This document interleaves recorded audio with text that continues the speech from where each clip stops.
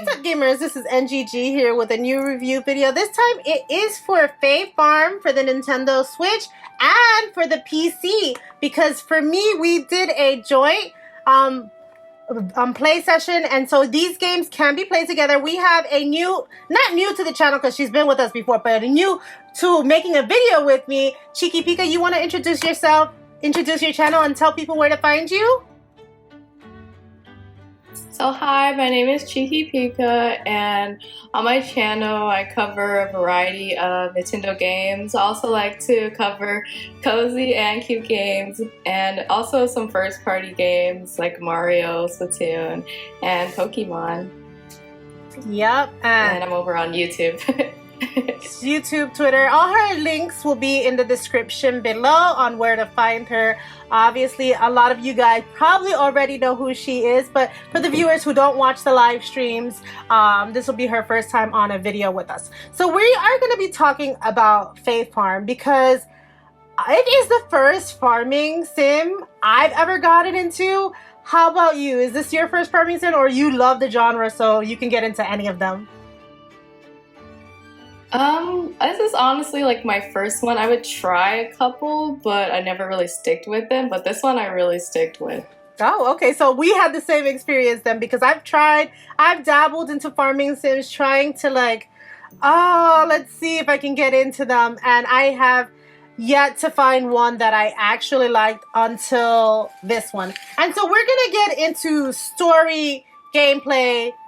We're going to talk about the multiplayer mechanics because like I said, it is a multiplayer game. And so we've played it together and we've played it separately multiplayer. So we have our own unique experiences when it comes to multiplayer. So we'll definitely talk about that. And then we will give it a rating for you guys. So let's start with story. Okay, so the story of Fea Farm, your character finds a mysterious message in a bottle, and then you read it, and it's about a faraway island asking for some help to save their island. So you travel there and you get like swept up in this whirlpool, which is kind of important for the story later. And you end up there and you meet the mayor, and she shows you around, and you're in charge of running your own farm and discovering all the hidden islands, pieces of the island in the treasures. And there's a bunch of different sections, like the mines, which is one of my favorite. And I believe there's three different ones that you can explore. So yeah, and they don't tell you that this world is kind of messed up, right? They don't let us know that this world has whirlpools, it has fire going around, and blizzards everywhere, like these thorns and like this darkness around. Like, this is not something that is told to us in this message in a bottle. It just lets us know that we're kind of going to be having our own farm if you want to come and join. It makes it seem like this is a happy-go-lucky world, and it's not. It's not. Which I was like, hey, Gabe, you want to tell us that this is not a happy-go-lucky world? I'm used to like these regular farming sims where it's just chill, and I'm like, that's probably why this one hooked me a little bit more, because I was like, hey, this is not chill vibes going on here. So yeah, so then you have to solve the mystery of the island. A lot of it's spoilery, so we're not gonna get into the mysteries of the island, but know that there are like 3 mines. Each mine and each chapter has its own problems going on, and you definitely have to figure them out, figure out what's going on, save. I think it's Azoria. Azoria. Okay, that sounds better. Azoria. And so that's what you're doing in this game. So let's get into gameplay, which is where I think this game shines. Okay, so I played this game multiplayer, and so basically you're running your farm, you have to grow crops, and you grow flowers. You also get to have your own farm animals, and there's a lot of exploring that goes along. There's a lot of town people you get quests from. And I spent most of my time probably, because I like multiplayer, you get to split up what you want to do. So I spent most of my time in the mines, and then the other person would do farming. And you get a lot of your materials from doing the mines and growing crops and raising your animals. So basically, the gameplay is like farming and like collecting, and with your materials, you can make various different items. Like you can make household items and items you can use for the game. So mostly the gameplay. Yeah. And I think my favorite part too was the mines. I played with you on stream, but I've also played with my sister, and she loves the farming part, and I'm like, perfect. You go do the farm, and I'll take care of the mine stuff. Because a lot of the story, like progression, and I think this is where it's different from most farming games. Most of the story progression happens in the mines. Whereas in other farming sims, I don't think that's the case. I think it's always outside of the mines. And I think that's probably why I could relate to this game a lot better, because where I want to be is in the mines. And even though, I mean, it's not a mining simulation, it's a farming sim, but that's where I wanted to be. So I was like, you take the farm and I'll take the mines. But I did enjoy growing the flowers. So like the flowers in this game do something super special. Like you would think flowers are for nothing. Nobody uses flowers in games. Like they're just to look pretty. In this game, like you have no color palette. If you want to change any color in your game, you've got to grow flowers. You've got to grow a certain amount of them to go buy the color palette from any of the vendors in the main street. And I'm like, oh, that's different. I've never had that. Like when we played Animal Crossing, you didn't need the flowers for anything, just to look pretty. Yeah. So that's where I'm coming from. I'm coming from Animal Crossing thinking, all right, the flowers just to look pretty. So I did not concentrate on these flowers. I didn't concentrate on the flowers until the end, and I'm like, dang, kind of wish I would have did that in the beginning, because now I got no colors. And I don't want to tell you everything it unlocks, but definitely start your flowers early is all I'll say. Start your flower breeding, learn how to breed those flowers, and don't do too much. I did too much. I bought like maybe 4 of each flower and started breeding them, and then at one point, like my farm was full of flowers, and I was like, all right, I have so many flowers and I don't know which colors I'm missing because my whole is covered with flowers. Did you have that experience with flowers too? Yes, I had so many. I was like, oh my gosh. And with that's flowers. Because I didn't do the farming too much, you don't get overrun. Like whatever seeds you buy are the seeds you have in farming. You can change them with magical bags of fertilizer and stuff like that. But that's literally all you can do with the seed. They don't like multiply like the flowers do. The flowers are like, yeah, we're gonna be more like weeds than flowers. But to that point though, I didn't know that you had to have like the flower in full bloom in order to grow them. Like I don't know why that wasn't a thing that came. Was that in Animal Crossing the same way? You had to breed them when they were full bloom, or they could be picked. I don't remember. Okay. Did you get into tree breeding?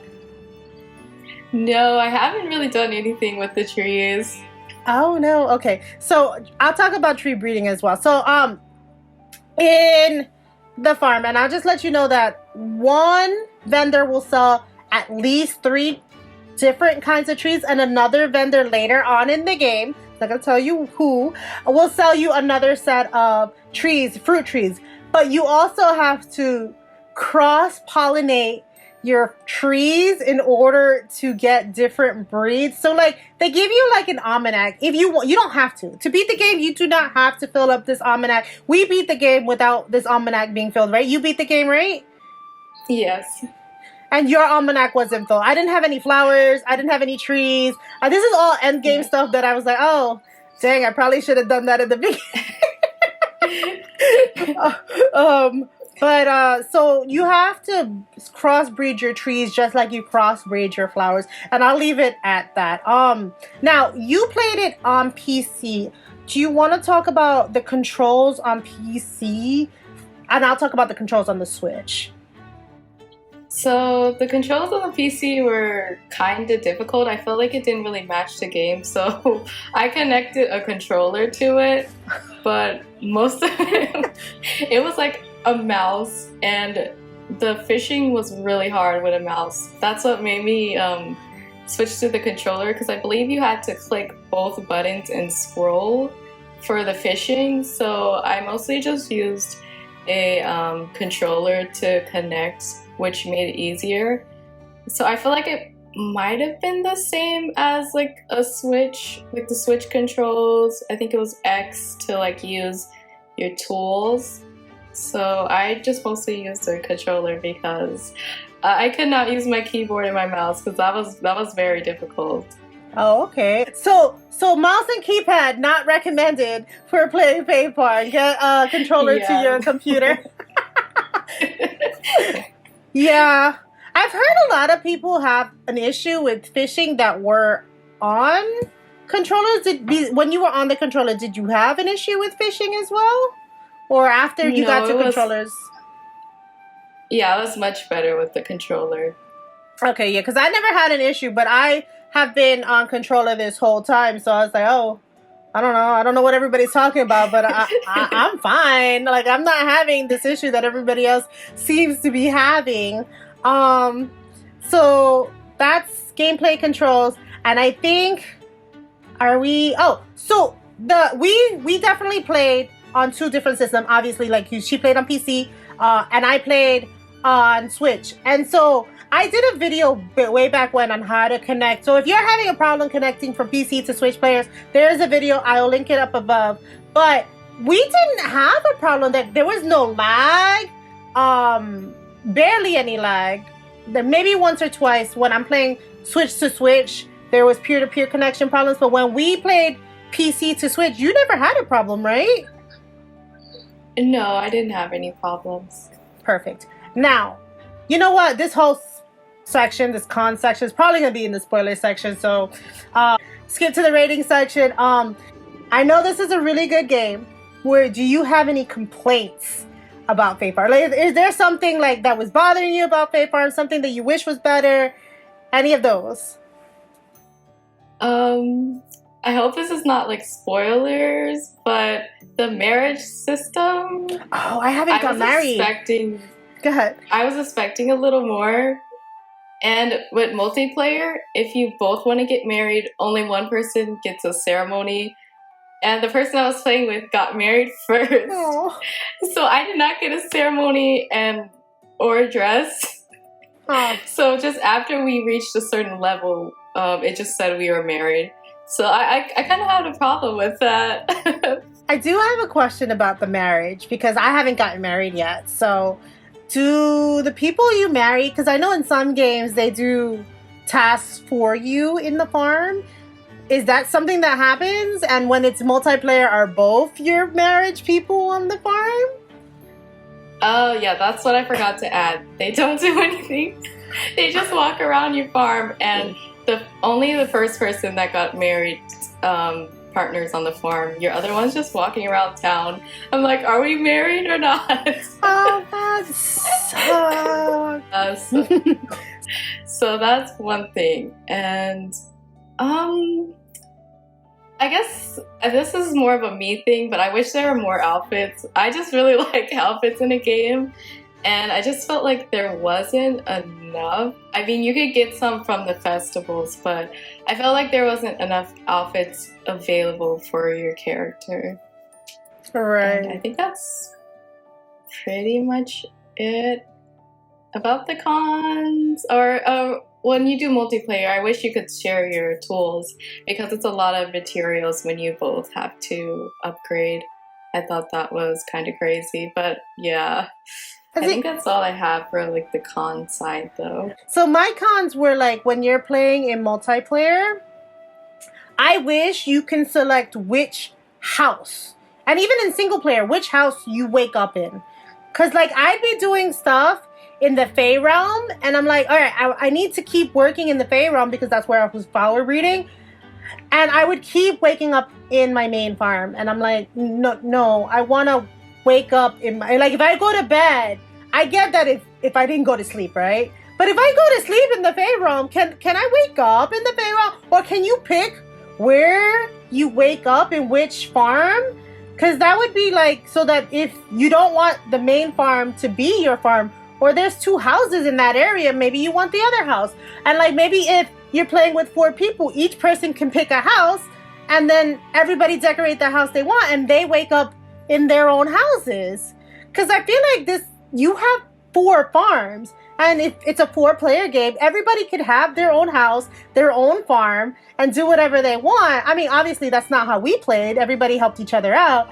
But if you want to play like that, you should be able to say, all right, I am this player, and I want to always wake up in this house.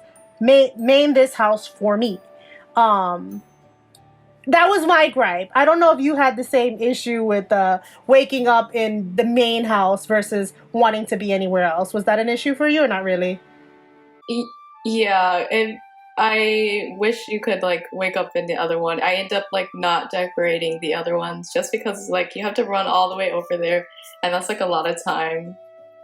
Yeah, because each day is like 15 minutes. Yeah. So I did encounter as well a couple of glitches. Because you're not tree breeding, you probably didn't encounter these. But I bred my trees kind of close to the edge. And in that, when the baby saplings came out, they came out on the outskirts of town where I can't actually chop them down. I can't chop the, you know where you pick up the berries near the coop? Yes. That's where my tree ended up. Oh no. So I can't cut it down. Thankfully, I can still harvest the fruit from it. But now I have 2 trees in that area that I'm like, I can't move them. I can't chop them down. Oh no. Which is weird because you could chop down the trees in every other area. Yeah. Why can't I chop down these trees? So it's not, so for me it's not super game breaking, right?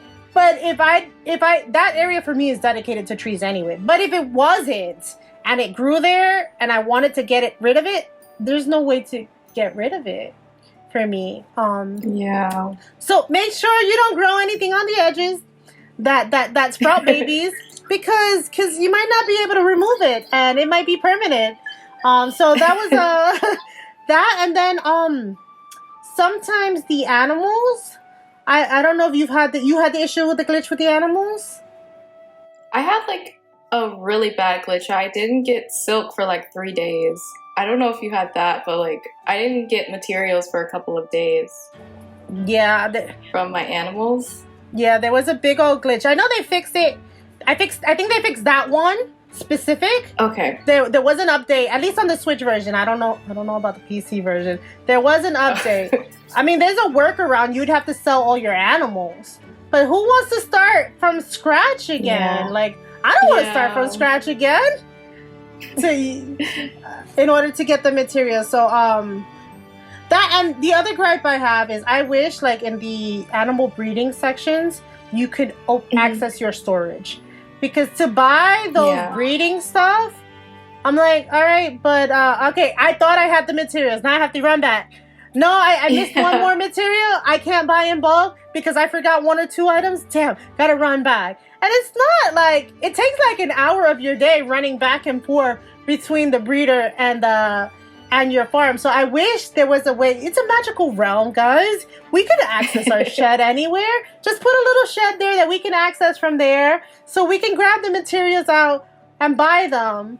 Or like do like you do in the farm. Anything that you have in your shed is usable at any time. I think that was my biggest gripe, which was like, it was just every time I would go to somebody who I needed the materials from or who needed excess materials, I'd forget like one piece or I'd bring the wrong piece. And I'm like, oh, now I gotta trudge back up to the place. So that was my big... You didn't have any gripes like that? Other ones?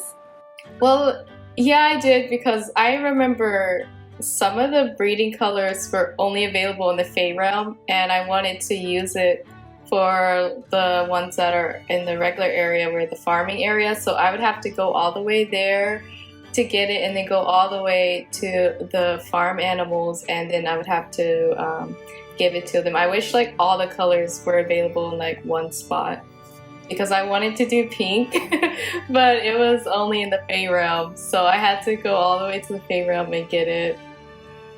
Right. Once you unlock that Fey person, I feel like either the resources should already be unlocked for all of your farm hands, or put a shed. Damn it, just put a shed. It would be so much easier, Yeah, I right? think that would make it easier. I think just put a shed next to these people, even in the market.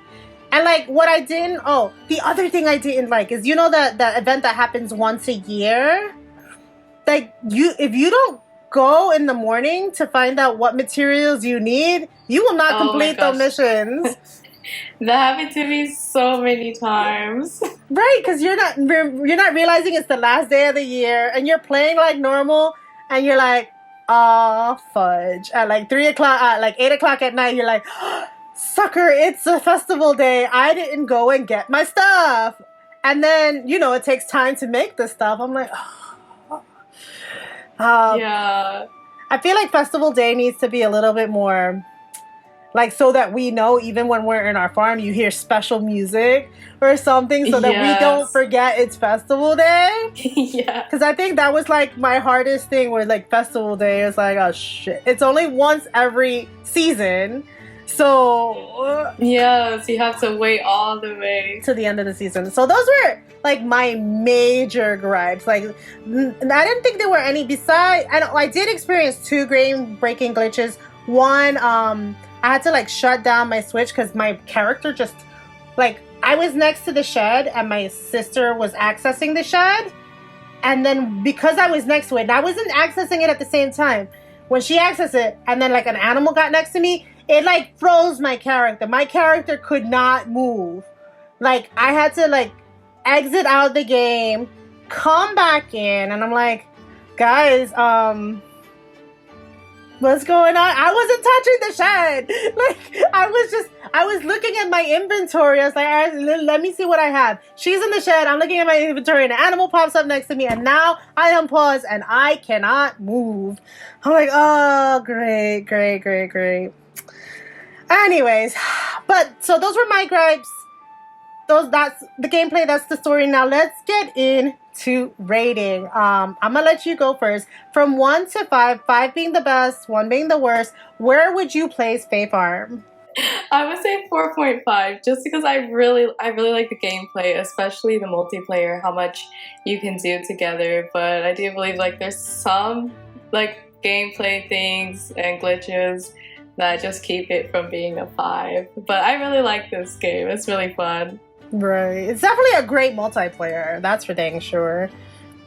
So I'm gonna join alongside you. Not exactly a 4.5, but I am gonna, only because this game has got me hooked, guys. I haven't turned it off. Even though I've wanted to play other games, I haven't turned this off. So I'm gonna give it a smidge higher. It's not a perfect game. I want to give it a perfect score like this. I haven't given a game a perfect score yet. If it was gonna be one, it would have been this one. But those game-breaking glitches and all the stuff that still needs to be fixed. This is an indie game, so I gave it a little credit for that, right? But it's still not perfect because of that. So I'm gonna give it a 4.7. It's not perfect. It's so close. It's so close, game. Almost there. I think if they fixed a few little things, and added more clothing options and more stuff, more furniture. I felt like I was missing furniture. Like, there was not enough furniture options. I mean, you could colorize anything, but I just feel like there wasn't enough options in furniture or clothing. And I felt like, for the kind of game it is and how they want us to unlock the color palette, this needs to be more, right? But so close, so close. But I wanna I wanna thank Cheeky Pika for joining us, and you wanna give us your exit ticket, tell people how to find you. Well, thank you for inviting me. I had a lot of fun. You guys can find me on YouTube or Twitter, Instagram. That's where I mostly hang out at. or in Gamer Gal streams because she plays Splatoon 3 all the time. So you guys can find me there too. Yes, we're always on the Splatoon streams and the Pokemon ones because we both play Pokemon as well. So she's a shiny hunter, I'm not. So so we definitely play Pokemon in two very different ways. But yeah, we always hang it out on the streams. And I want to thank Chiqui Pika again for doing this video with us. Thank you guys for watching. Happy gaming, guys. Bye.